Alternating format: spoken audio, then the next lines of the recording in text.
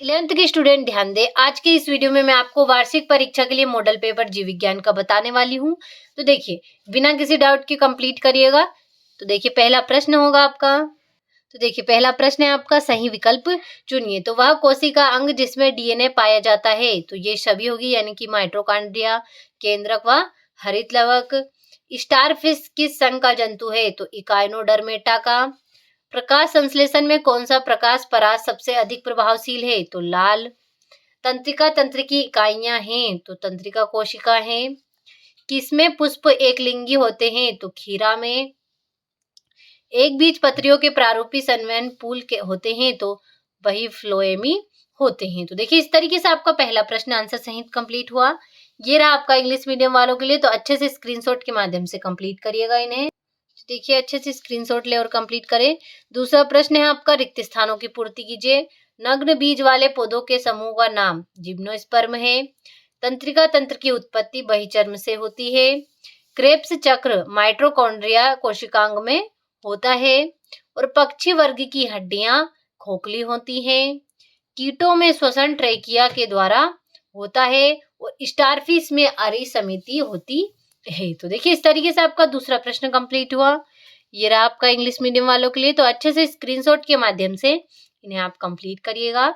इसी प्रकार से हमारा अगला प्रश्न देख लेते हैं, जो कि होगा आपका, ये रहा आपका तीसरा प्रश्न, सही जोड़ी बनाइए। तो ऑक्टोपस तो कंटिकी प्लेट, क्रेब्स चक्र तो होगा आपका माइटोकॉन्ड्रिया, सेल्यूलोज तो इसका होगा आपका पॉलीसेकेराइड, और कीट तो हो गया आपका ट्रेकिया, ऑक्सीटोसिन तो इसका होगा आपका एड्रीनेलिन। तो देखिए, इस तरीके से आपका तीसरा प्रश्न कंप्लीट हुआ। ये रहा आपका इंग्लिश मीडियम वालों के लिए। तो अच्छे से स्क्रीनशॉट के माध्यम से इसे आप कंप्लीट करिए बिना किसी डाउट के। तो देखिए, चौथा प्रश्न हो गया आपका, एक वाक्य में उत्तर लिखिए। गुणसूत्र किन पदार्थों के बने होते हैं? तो डीएनए, आरएनए व प्रोटीन के। अंतःस्रावी ग्रंथियों के अध्ययन को क्या कहते हैं? तो एंडोकाइनोलॉजी कहते हैं। द्विखंडन क्रिया किसकी है? तो अर्धसूत्री विभाजन की। अमीबा का प्रचलन अंग कौन सा है? तो कूटपाद होगा। नाखून किसका बना होता है? तो काइटिन का बना होता है। तो देखिए, इस तरीके से आपका चौथा प्रश्न भी कंप्लीट हुआ। ये रहा आपका इंग्लिश मीडियम वालों के लिए। तो बिना किसी डाउट के अच्छे से स्क्रीनशॉट के माध्यम से इन सभी प्रश्नों को कंप्लीट करिए। आगे है आपका, तो देखिए, पांचवा प्रश्न है आपका, सत्य सत्य लिखिए। तो मानव का वैज्ञानिक नाम मैगीफेरा इंडिका है, तो असत्य होगा। जड़ें गुरुत्वानुवर्ती गति प्रदर्शित करती हैं, तो सत्य है। मोलस्का वर्ग के जंतुओं को हेक्सापोडा भी कहते हैं, तो असत्य होगा। एम्फीबियन जीवों के हृदय में 3 कक्ष पाए जाते हैं, तो सत्य है। प्यूरिन में 2 और पिरामिडिन एक रिंग वाली संरचना होती है, तो सत्य होगा। तंत्रिका कोशिका विभाजित होती है, तो ये आपका असत्य होगा। तो देखिए, इस तरीके से आपका पांचवा प्रश्न भी कंप्लीट हुआ। ये रहा आपका इंग्लिश मीडियम वालों के लिए। तो अच्छे से स्क्रीनशॉट ले और इन्हें आप कंप्लीट करिए।